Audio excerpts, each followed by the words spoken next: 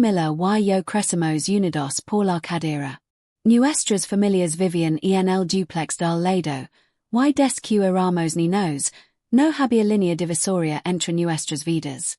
Cenabamos en la casa de quien oliera milla e incluso dormíamos en la misma cama. No fue hasta que descubrí que los chicos y las chicas son diferentes que impisa distanciam.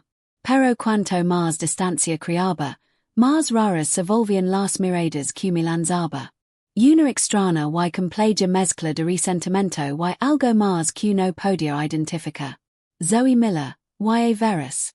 Era una mañana perfectamente normal durante el verano después del último año de secundaria. Había estado despierto media noche, planeando meticulosamente como iba invita salir a la chica que me gustaba desde hace meses. Finalmente me desplome de madrugada solo para despertarme sobresaltado por alguien que me arrancó el edredón de la cama. La cuestión es la siguiente. Duermo desnudo y por la mañana, digamos que soy mi momento más optimista. Abro los ojos de golpe y six a Zoe Ali de pie, con esa mirada extraña, mirando fijamente a mi prominente gloria de la mañana. Beige la vista y una oleada de ira y vergüenza me invadió. Retire la colcha para taparme y la grite. Sus orejas se pusieron rojas como la seda, pero ni siquiera tuvo la decencia de res. Y en cambio, sus ojos se posaron en mis abdominales y se puso las manos en las caderas con una mirada que me retó a hacer algo al respecto. Después de ponerme torpmente en boxa debajo de la colcha, me lancé de la cama y me hablé sobre ella. Media 165 en buen día. Y la arroja fácilmente sobre mi cama, asestando dos fuertes y punzantes palmadas. Pero quizás eso te encina la mar. ¿Has oído hablar de la privacidad? Estoy desnudo. Y tú simplemente entras aquí y me miras. ¿Dónde está tu sentido de la decencia? Estaba recitando su lista de crímenes cuando six que sus hombros empezaban a temblar. Un pequeño celoso ahogado escapó de sus labios. Estaba llorando. De ninguna manera. Esta chica era una maestra de la manipulación. Todas nuestras peleas terminaban conmigo siendo el culpable. Extendí la mano para girar su cabeza hacia mí. Y el hacerlo, una sonrisa triunfante se extendió por su rostro. Tía Carol, Leo me está haciendo daño.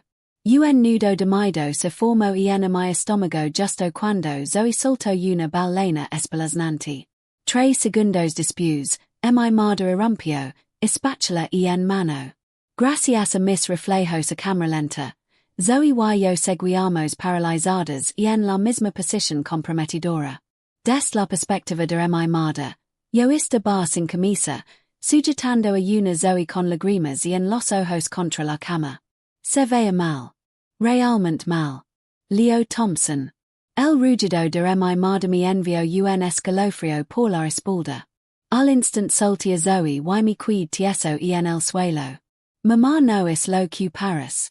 Zoe, antes de que pudiera terminar, los celosos de Zoe se convirtieron en un drama apacible y completo. El tipo delanto que podría ganar un Oscar. Vestit y via la sala. Ahora, fuera del alcance de la vista de mi madre, Zoe me dirigió una sonrisa victoriosa antes de volver su actuación, con los hombros agitados por celosos falsos. Era una actriz total, y normalmente podía ver traves de eso. Pero mi madre, aparentemente cegada por la rabia maternal, se acercó furiosa, me dio dos bofetadas por si acaso y me empujó fuera de mi propia habitación. Zoe, todavía solazando, le mostró a mi madre las dos huelas rojas brillantes de sus pantalones vaqueros, consolidando mi estatus de villana. Esa noche, mis padres me arrastraron a la casa del lado para disculparme. No importaba cuántas veces intentara explicarme, mi madre no me escuchaba. Mi padre intentó defenderme una vez, pero una sola mirada fría de mi madre lo caló de inmediato. Zoe y yo realmente éramos así de unidas. Hemos sido prácticamente inseparables toda la vida, compartiendo todo, des juguetes hasta secretos. pero a medida que crecíamos, empieza a comprender la necesidad de poner límites. Intenté moderar las constantes peleas. Sin embargo, ella parecía creer que aún teníamos ciudadanos. Consideraba que mis intentos de crear espacio eran como si la alejara, y la cosa impero después de que me enamorara de Belance. Sus miradas se volvían cada día más extrañas, a pesar de todo. Siempre la había visto como una hermana pequeña, aunque solo era unas horas mía. Y eso fue lo que pasó, dejar a mi madre, embelleciendo la historia para los padres de Zoe. Leo siempre ha sido un poco difícil, pero esto es simplemente inaceptable. Zoe ha perdido por una experiencia terrible y nuestra familia tiene que asumir la responsabilidad. Estábamos todos sentados en la sala de estar de los Molinos, mi familia en un sofá, los en el otro. Por lo que contó a mi madre, cualquiera pensaría que había cometido un delito federal. Intenté intervenir para explicar la verdadera historia, pero la mirada asesina de mi madre me silenciaba cada vez. Finalmente, tras una negociación sorprendentemente alegre entre mi madre y la señora Miller, llegaron a una decisión. Zoe y yo numbers comprometeríamos. Una promesa, lo llamaron. Lo haríamos oficial después de graduarnos de la universidad. Mamá, recibí otra mirada aguda de mi madre y me quedé boquiabierta.